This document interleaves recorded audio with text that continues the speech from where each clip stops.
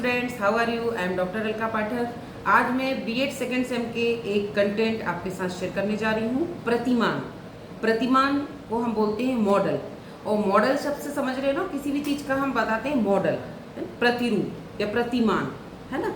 तो मॉडल क्या होता है? मॉडल का अर्थ होता है मूल्यांकन, मापन और तुलना के लिए निर्धारित मानक। मूल्यांकन, मापन और तुलना के लिए एक निर्धारित जो मानक होता है, मानदंड होता है, वो होता है प्रतिमान।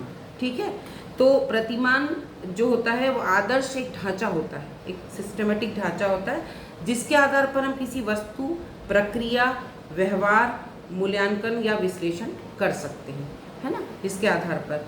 तो एक मॉडल, एक प्रतिमान की हम जब बात करते हैं तो जैसे हम मॉडल कहाँ कहाँ यूज़ करते हैं, है ना। जैसे शिक्षा जगत में या साइंस के फील्ड में या एग्रीकल्चर में या समाज में, सभी जगह हम मॉडल्स, हर कोई मॉडल को यूज़ करते हैं। जैसे शिक्षा के क्षेत्र में हम मॉडल की बात जब करते हैं तो जब हम परीक्षा एग्ज़ाम लेते हैं बच्चों की और मूल्यांकन करते हैं, तो मूल्यांकन करने के पहले जो हम बताते हैं कि ब्लूप्रिंट, ये एक मॉडल, एक ढांचा है।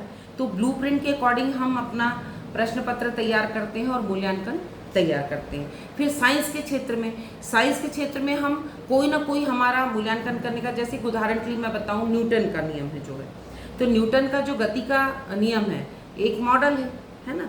फिर समाज के क्षेत्र में, समाजशास्त्र के क्षेत्र में हम जब बात करते हैं तो समाज के का भी एक मानदंड होता है, प्रतिमान होता है ना। तो समाज के आदर्श व्यवहार को मापने का एक मानदंड होता है।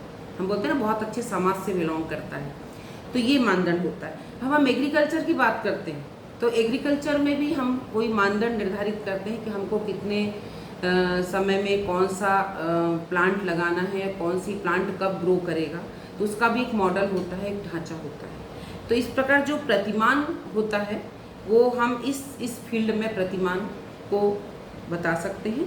तो प्रतिमान जो होता है एक ऐसा मॉडल या उदाहरण होता है जिसे देखकर दूसरों की तुलना या मूल्यांकन किया जाता है। तो बच्चों, आज मैंने आपको प्रतिमान के बारे में कंसेप्ट क्लियर करा। Okay, thank you.